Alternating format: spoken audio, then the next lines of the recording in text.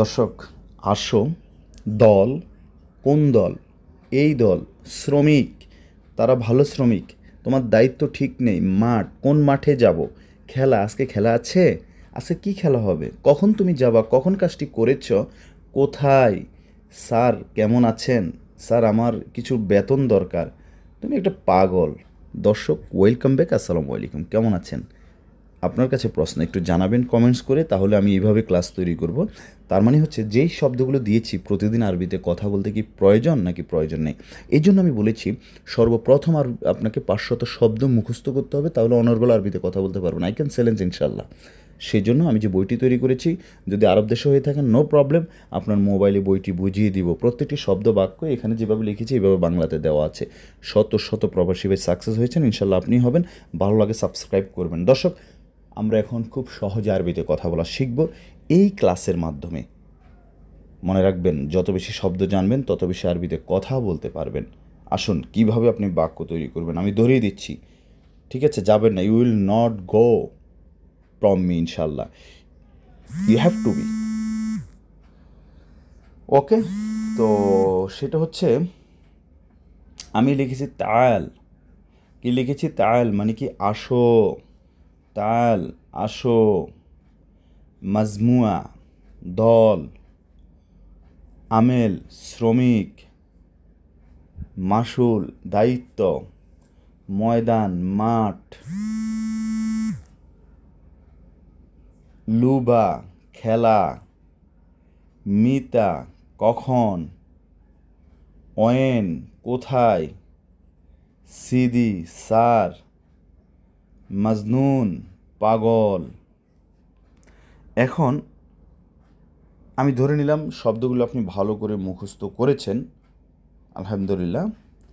এখন উক্ত শব্দগুলি দিয়ে আমরা বাক্য কীভাবে তৈরি করব সেটা আলোচনা করব। Come to point. আমি লিখেছি কি তাল। খুব মন দিয়ে শুনবেন।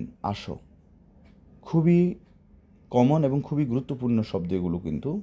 তাল, সুরা সুরা, এই যে আস্তে আস্তে বাক্যটা তৈরি করেন। আমরা সকলেই জানি শব্দের সাথে শব্দ মিলিয়ে বক্তার মনের ভাব প্রকাশ করাকে সেন্টেন্স আর বাক্য বলে, আর কথা বলে, আর কথোপকথন বলে। এখন আমি মনে করেন আপনাকে বলতেছি আহমেদ। আহমেদ মানে কি?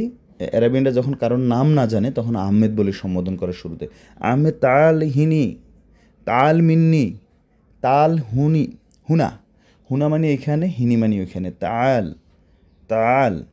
আহমেদ তাল হুনা, আহমেদ এখানে আসো। আহমেদ তাল হুনা সুরা সুরা, সুরা সুরা মানে তাড়াতাড়ি। আহমেদ তাল মিন্নি, মিন্নি মানে। দর্শক, তাহলে আমরা পেয়েছি মিন্নি মানে হচ্ছে দিকে, ইউ রিমেম্বার। তবে মিন্নি মিন্নি আপনি যদি 2 টাইম বলেন, লাইক মিন্নি মিন্নি, এদিক ওদিক বোঝায়। তো এখন আমি যদি বলি, দেখেন আমি একটু ক্লাসের বাইরে যাচ্ছি। ইনতা রু মিন্নি মিন্নি, তুমি এদিক ওদিক যাও। ইনতা সুফ, সুফ মানে দেখা। ইনতা সুফ, তুমি দেখো। ইনতা মাই সুফ, ইনতা লা সুফ, ইনতা মো সুফ। মাঝখানে যে 3টি বলেছি, লা, মা, মাই, মো, এগুলো মানে না।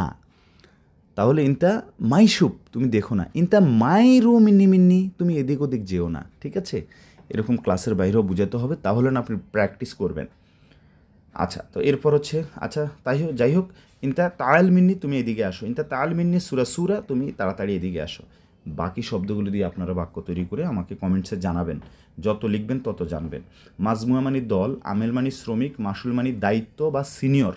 ময়দান, মাঠ। লুবা, খেলা। মিতা, কখন। ওয়েন, কোথায়। সিদি মানে স্যার। মাজনুন মানে পাগল। ইনতা মাজনুন, তুমি কি পাগল? ঠিক আছে, বাট এটা আবার সবাইকে বলবেন না। ওয়েন, কোথায়, খুবই গুরুত্বপূর্ণ একটি শব্দ। তুমি কোথায় যাচ্ছ? ওয়েন ইন্তারু, তুমি কেন যাচ্ছ? লেশ ইন্তারু। আল্লাহ হাফেজ। কমেন্টস করে কয়েকটা বাক্য তৈরি করবেন।